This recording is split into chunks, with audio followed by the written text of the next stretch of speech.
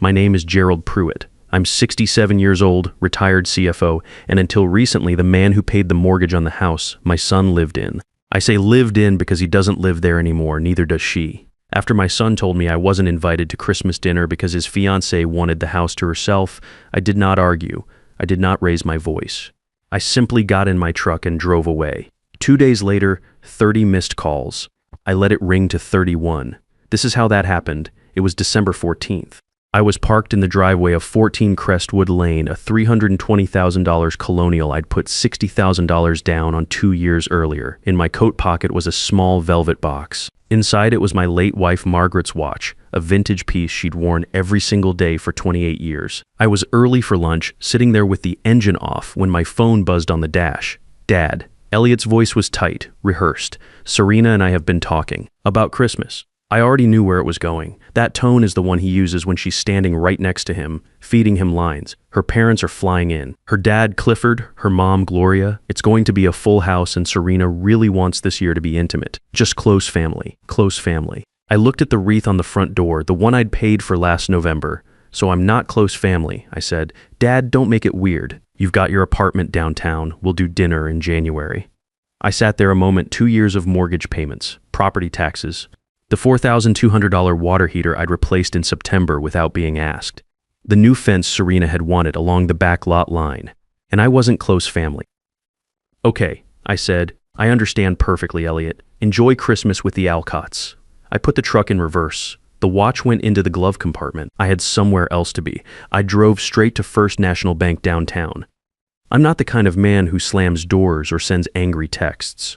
I'm the kind of man who spent 35 years making cold financial decisions, the kind that actually fix problems. Stuart Weston, the branch manager, had my accounts pulled up before I finished sitting down. The standing transfer to 14 Crestwood Lane, I said. The $1,600 mortgage payment. Cancel it. The homeowner's insurance auto draft 2. Cancel the internet service. The pool maintenance contract. And the landscaping fee. Stuart looked at the screen, then at me. Mr. Pruitt, that's your son's address. You've covered those automatically for 2 years. I know whose address it is, I said. Cancel them all, effective immediately, he typed. The keys clicked like a closing argument. Done. I walked out of that bank feeling lighter than I had in 2 years. The winter air hit my face, and for once it didn't feel cold. It felt like something I'd earned. I didn't go home. I drove to a diner on Route 9, ordered a burger and a beer, and ate alone. It was the best meal I'd had in months. No one needed anything from me. No one was calculating what I was worth to them. I was just a man eating a burger. That evening I returned to my apartment. Not the modest one-bedroom on the second floor that Elliot thought I lived in, but the penthouse on the 24th floor of the same building. Elliot had never asked to see it. He'd assumed the address meant the rental unit by the mailboxes. I'd never corrected him. Some things you leave in place for a reason. I poured a glass of 18-year scotch and opened my laptop. Margaret's photo was on the screensaver. I looked at her for a long moment. Then, against my better judgment, I opened Facebook. There it was. A photo Serena had posted an hour earlier. Caption, "Finally, a Christmas with people who bring the right energy. Blessed." The photo was taken in the dining room of Crestwood Lane. At the head of the table, in the chair I had sat in every time I'd come for dinner, sat a man I recognized from the photos Elliot had shown me. Clifford Alcott, red-faced, holding a glass of wine, wearing a blazer that was one size too small. He looked like a man who believed he'd earned something he hadn't paid for. Next to him was Gloria, wearing a necklace that looked uncomfortably similar to one Margaret had left in her jewelry box. A piece I had handed to Elliot before Serena moved in, thinking it would be kept safe. I closed the laptop and picked up my phone. I dialed Arnold Briggs, my attorney, my closest friend for 36 years, the only man who knew exactly what I was worth and exactly what documents existed with my name on them.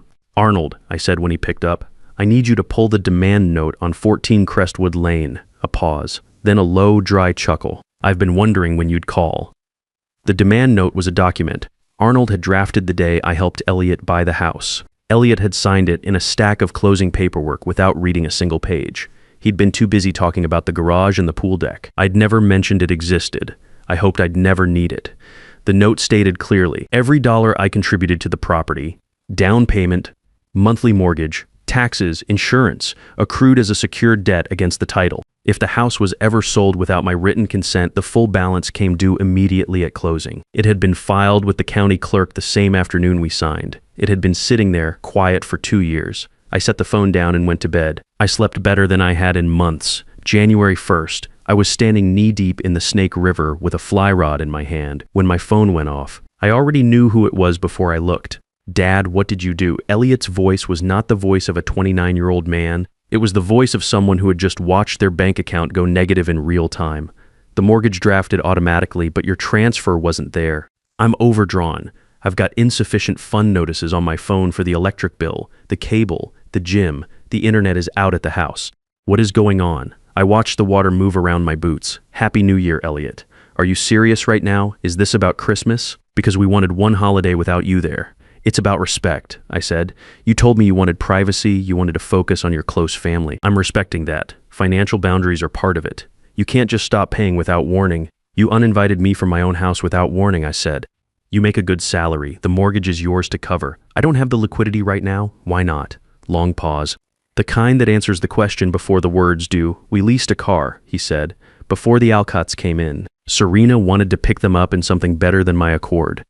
The down payment was $5,500. I closed my eyes. He had drained his savings account to lease a vehicle to impress people he'd known for 2 years, and he'd done it assuming I would keep covering the roof over his head without ever being asked, without ever being thanked, and apparently without ever being invited to sit at the table. So you spent your safety net on appearances, I said, and counted on me to cover the rest.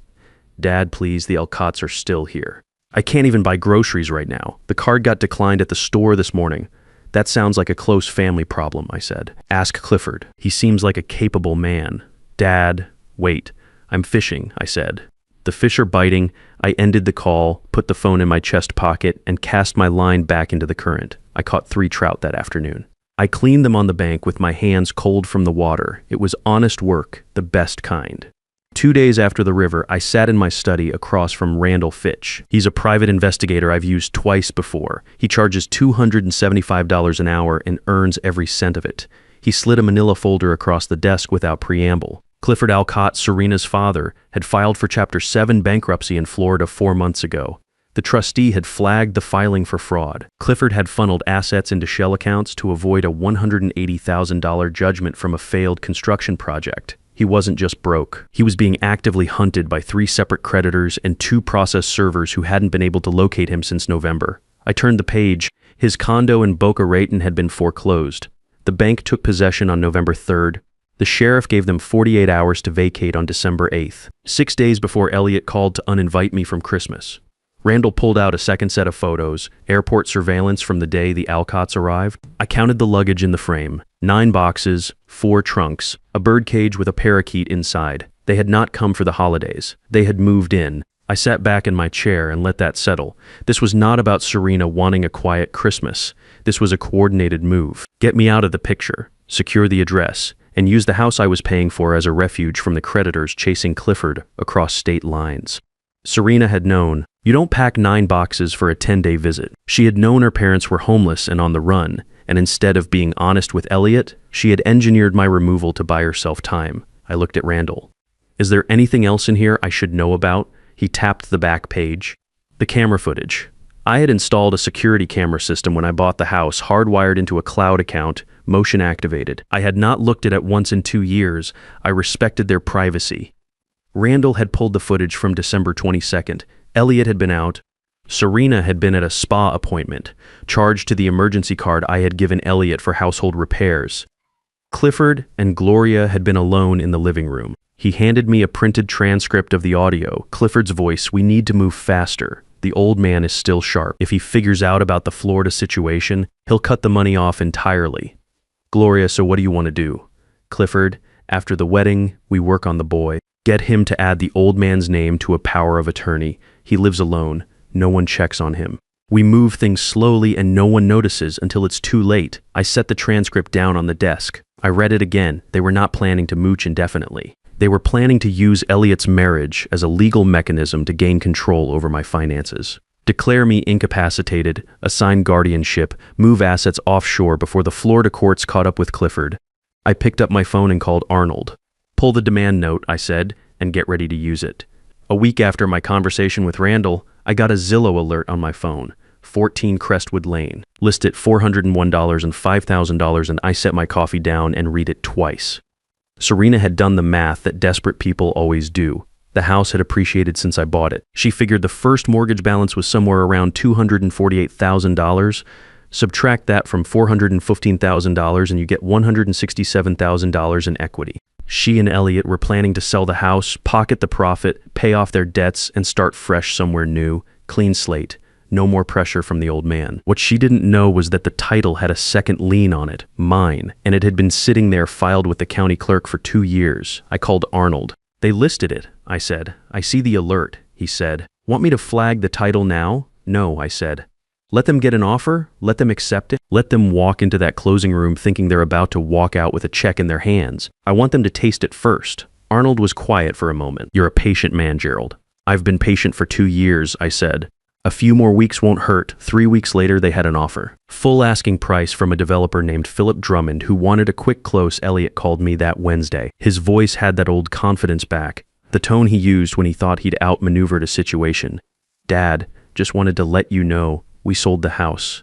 Closing is Friday. We're going to pay off the bank and move on. We don't need the support anymore. We're handling things. That's good to hear, I said. I hope the closing goes smoothly. It will, he said, and he hung up. I called Arnold. Friday at 10. Bring the demand note.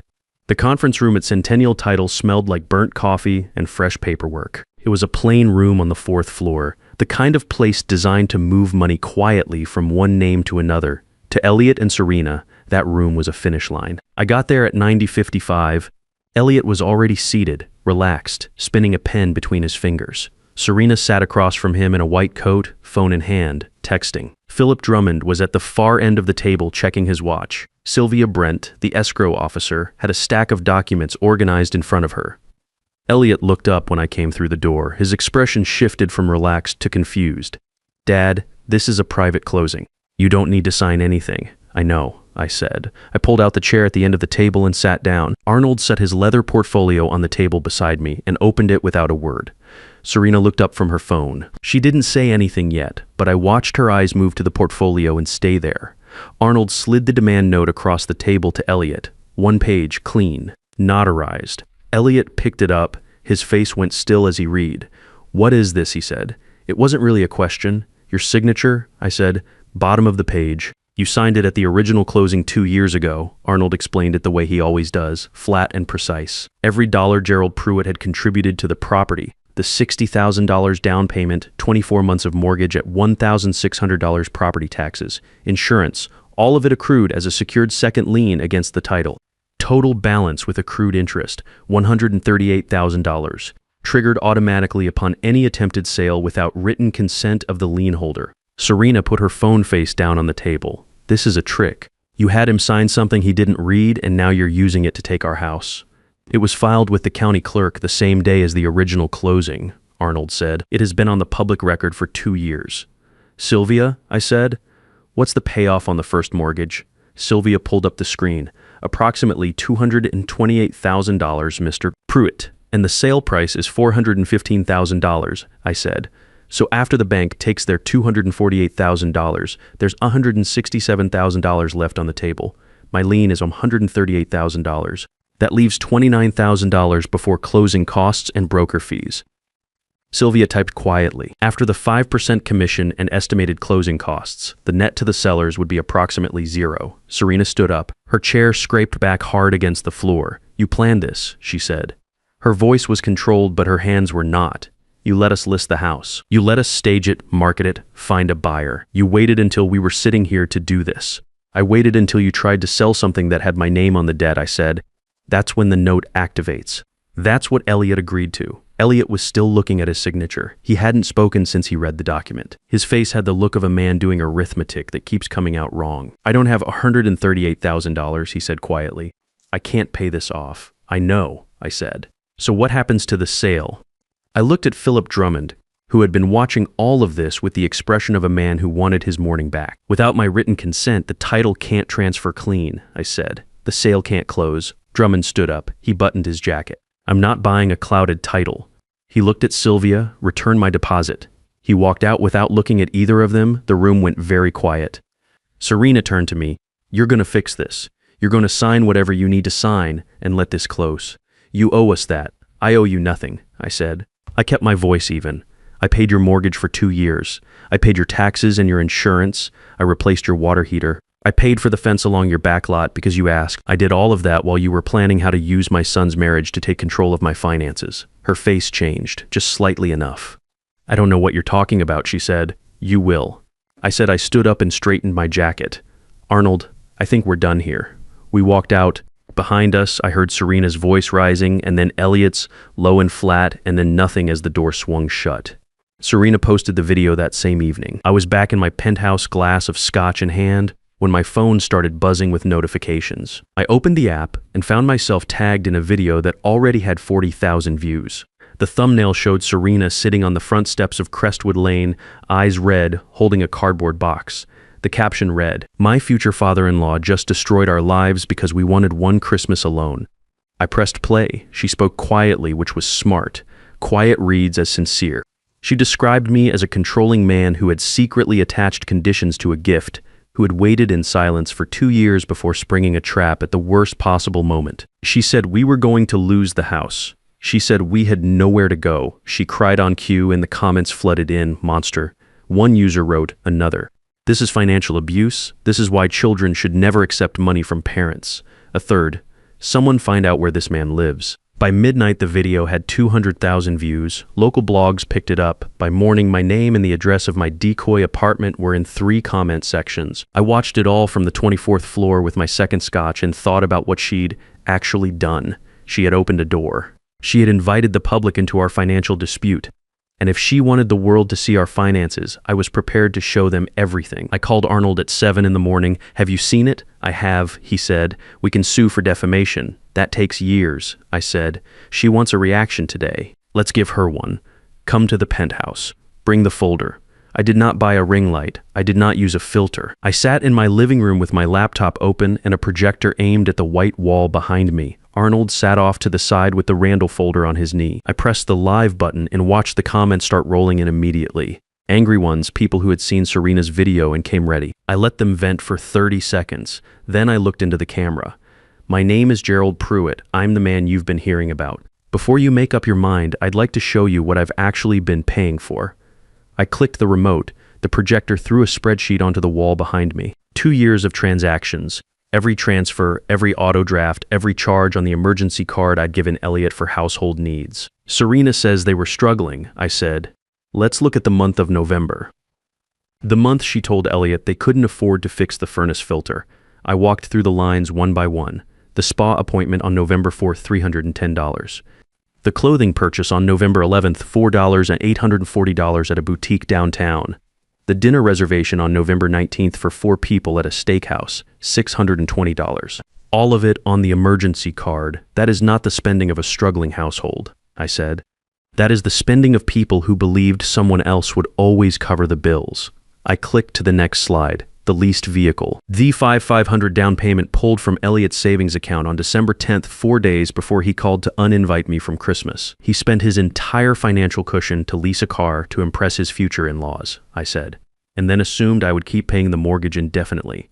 The comments section had slowed. The insults were thinning, question marks were appearing. I clicked to the next slide, Clifford Alcott's bankruptcy filing, the fraud flag from the Florida trustee, the foreclosure notice on the Boca Raton condo dated November 3rd. Serena's parents did not fly in for Christmas, I said. They arrived with 9 boxes, 4 trunks, and a birdcage. They had been evicted from their home in Florida 6 days before my son called to tell me I wasn't welcome at the holiday table. They moved into the house I was paying for, permanently, without telling my son the truth about why. I let that sit. Then I nodded to Arnold, who opened the folder and passed me the printed transcript. And then there is this, I said. This is a recording from the security camera I installed in the house when I bought it 3 years ago. December 22nd, my son was out. Serena was at a spa. Her parents were alone in the living room. I read Clifford's words aloud slowly, the way you read something that needs to land without interference. After the wedding, work on the boy. Power of attorney. He lives alone, no one checks on him. Move things slowly. The comment section went silent for a full 3 seconds, then it reversed completely. Someone typed in capitals, he brought the receipts. Another, she played us. Look at those numbers. Another, that man on the recording needs to be reported. I looked into the camera one more time. I did not take my son's house because I was hurt. I stopped paying for a property that was being used to shelter a man running from fraud charges in Florida by people who were planning to use my son's marriage to gain access to my finances. That is not a family disagreement. That is a scheme, and I'm not going to fund it. I ended the stream. Arnold leaned back in his chair. You just turned 200,000 people around in under 10 minutes. That's not why I did it, I said.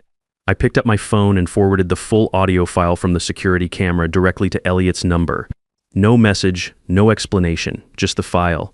Then I called Randall, the Florida creditors. Do they have a current address for Clifford Alcott? Not yet, Randall said. They do now, I said, and gave him the Crestwood Lane address to pass along through the appropriate channels. I poured the last of the scotch and sat by the window. The city below was lit up and moving, indifferent to all of it.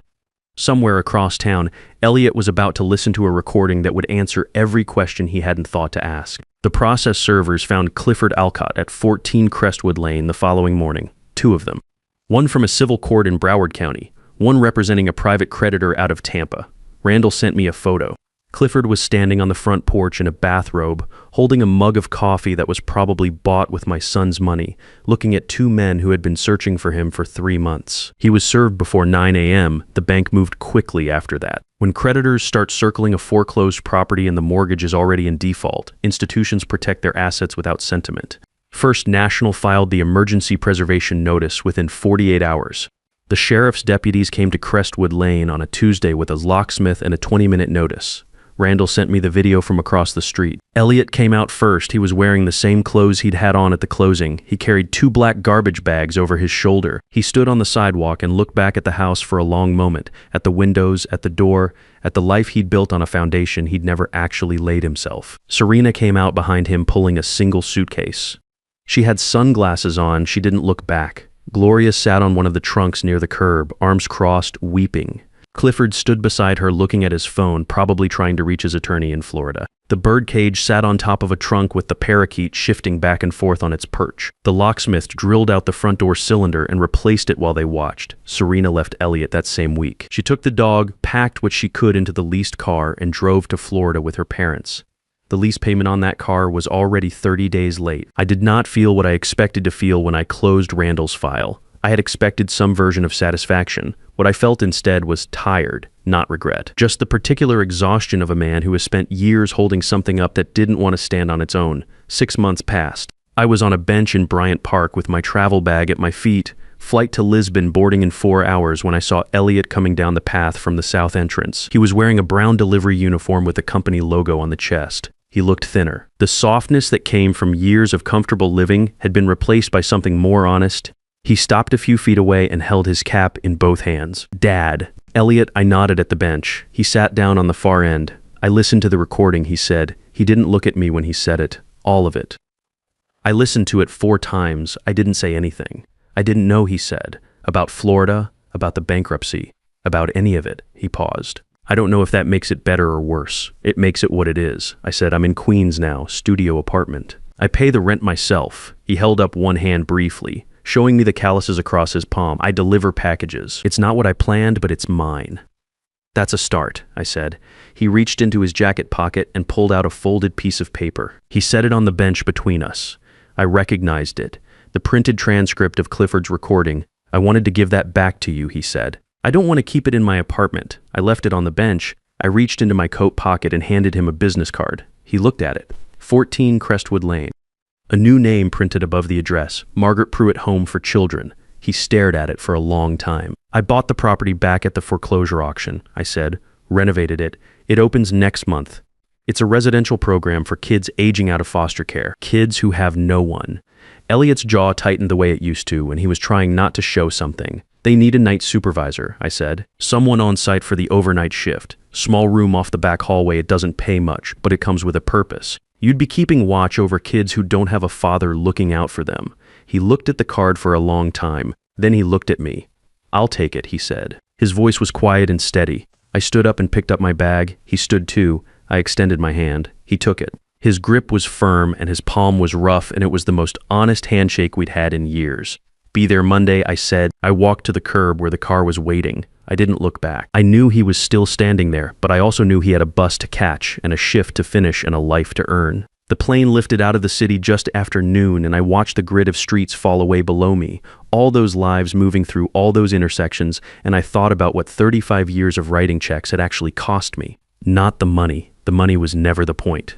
What it cost me was the chance to find out sooner who was really there. If you've ever been the man in the room who paid for everything and got thanked for nothing, you already know what I'm talking about. You can't buy your way into being valued. You can't subsidize your way into being seen. At some point, the only thing left to do is close the account and find out who shows up anyway. Some people won't. That's the answer you needed. If this story hit close to home, hit that like button and subscribe. There are more of us out here than anyone wants to admit. And every one of these stories is for you.